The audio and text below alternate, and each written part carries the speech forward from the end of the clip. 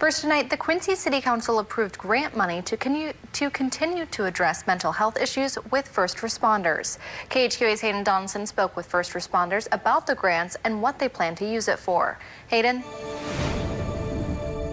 First responders' mental health is one of the major concerns for public safety leaders. According to the Quincy Police Department, many more police officers commit suicide every year than are killed in the line of duty. Now, a grant hopes to continue to help first responders deal with these issues. The Quincy City Council approved of a grant worth more than $21,000 to provide mental health resources to officers. The resources for first responders include an app for first responders to have on their phone to reach out for mental health concerns, provide additional training in mental health, and also provides officers to attend a mental health conference once a year.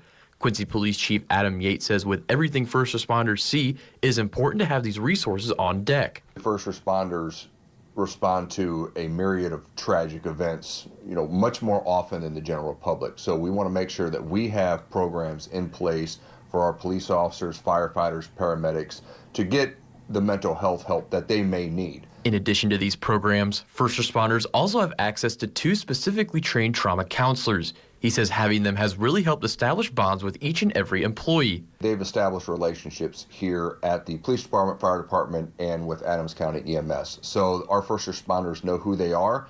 They're comfortable with them. They recognize them when they're walking through the hallway. So it's a great partnership, and we're happy that we're going to be able to continue that. The Quincy Police Department is not the only first responders in Quincy taking advantage of the program. The Quincy Fire Department says with their firefighters, it is just as important for them to seek help when they need it as well. We see the public typically on the worst day of their life, and we see it every single day.